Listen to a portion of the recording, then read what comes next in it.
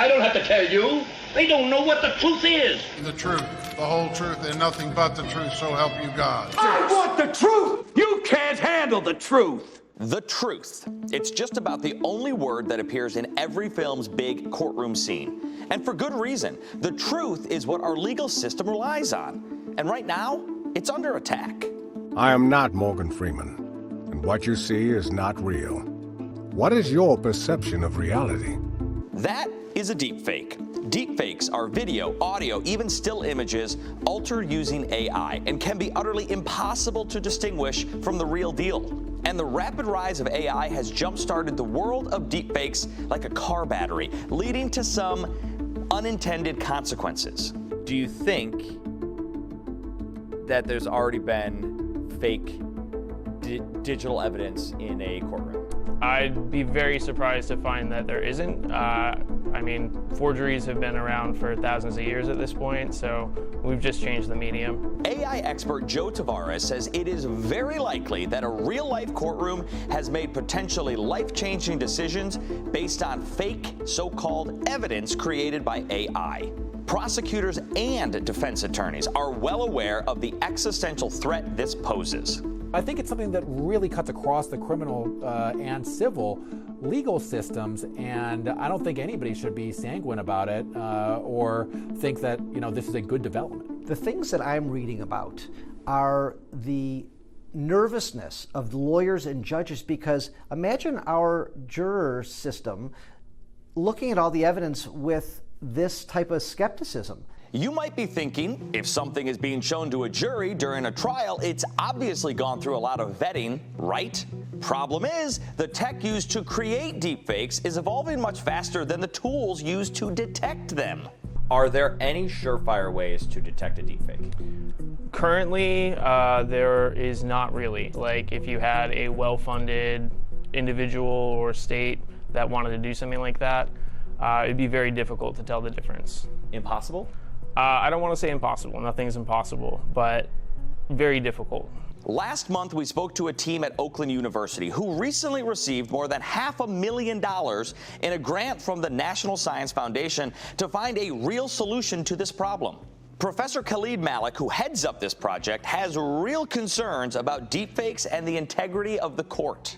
Deepfakes can disrupt the functionality of the courts. Even if there is something real, people may deny, saying, oh, you know what, it's a deepfake, a sort of cat and mouse game. As a society, we need to join our hands together to solve these problems. But solving the problem is easier said than done.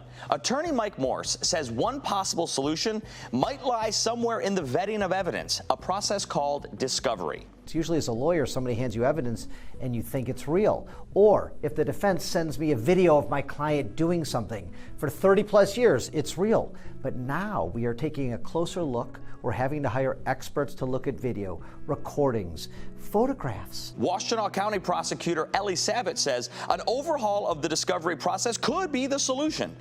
But it also opens the door to a different problem. Not an issue of common sense, an issue of dollars and cents. If you are somebody that may not have a lot of money to pay an expert. Imagine a landlord-tenant case, right? You might be behind the 8 ball and not able to prove that your evidence is exactly what it says that it is. Another possible route is raising the bar on what can even make it into a courtroom. The federal rules of evidence, which govern what standards need to be met for evidence, haven't been updated since 2020.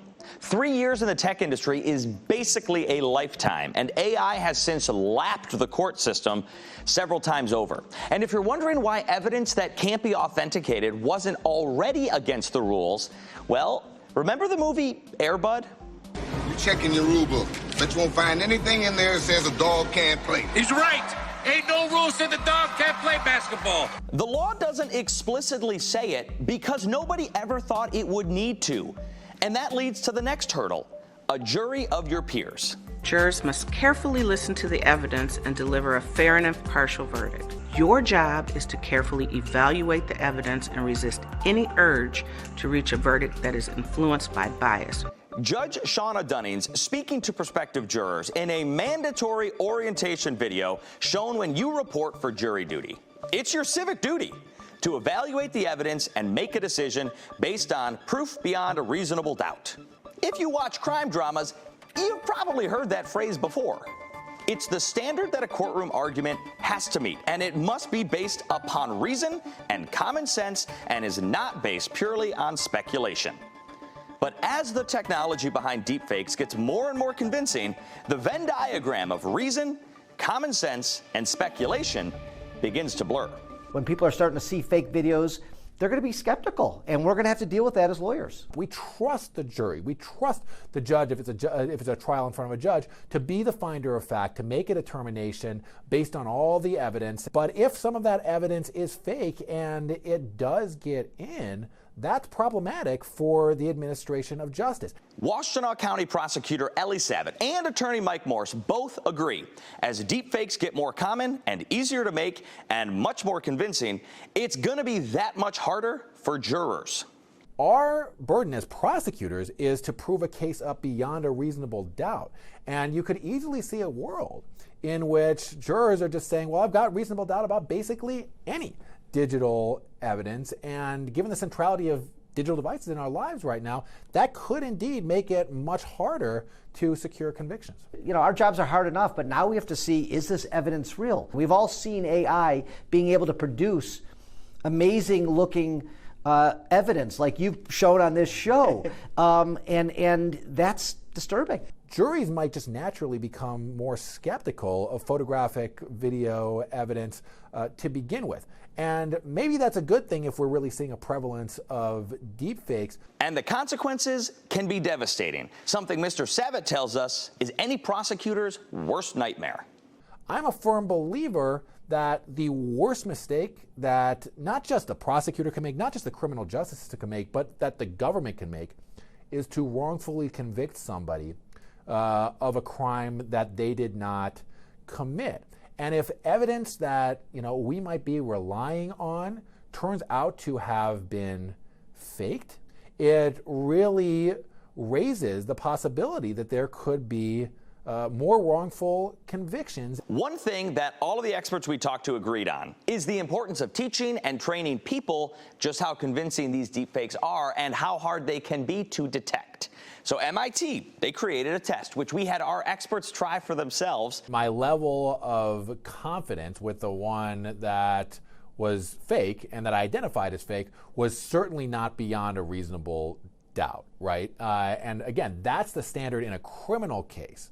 So if a case hinges on something being real beyond a reasonable doubt, it's going to be real difficult. Our jurors are going to be looking at evidence differently because of AI, because of seeing stories like yours. Are we going to have to bring in more experts or explain why this is real? And I don't know. I mean, it hasn't really fully happened yet, but I think it's going to come. The pitfall is it potentially changes it from I need to prove my case, right, to I need to prove the evidence and the case. It's another layer of proof that who wants to do that? And then there's the other side of the argument. Claiming evidence is a deepfake when it isn't. That's actually already happened more than once. During a trial a few months ago, this video of Tesla CEO Elon Musk speaking at a tech conference came into question as part of a lawsuit involving a deadly crash with a self-driving Tesla vehicle. A key part of the plaintiff's argument were that these comments were made by Musk at that 2016 conference. Like a Model S and Model X at this point can drive autonomously with greater safety than a person right now. Attorneys for Musk suggest that the video could have been faked. And attorneys for multiple January 6th defendants arguing in court that the video of their clients at the Capitol was doctored. The judges in each of these cases not fallen for it. But Mr. Savitt says not every case is going to have such clear evidence of what happened and what didn't. Where this is more dangerous is precisely the situations in which it's a he said, she said type of scenario, and there's no corroborating evidence. So who is the gatekeeper here? Who should be the one responsible for making sure these deepfakes never see the inside of a courtroom? That is the burning question with no clear-cut answer. Do you think the average person who could be on a jury understands what a deepfake is? Beyond the buzzword, I don't. I think it would be really good for the courts to kind of assemble like an expertise in that field and probably put them on staff rather than relying on the prosecution or the defense to bring in their own experts. So that relies on general society to have a good understanding of what's out there and what could be out there. The name of the game is education and a healthy dose of skepticism. And with 2024 and another presidential election just around the corner, we are going to sit down with Michigan Secretary of State Jocelyn Benson to discuss the state's new plans to combat misinformation fueled by AI. We will have that story for you next month. And you can catch all of our Inside AI stories on our website, fox2detroit.com/InsideAI, and on Fox Local, our free TV streaming app. For Inside AI, I'm Derek Kevra, Fox 2 News.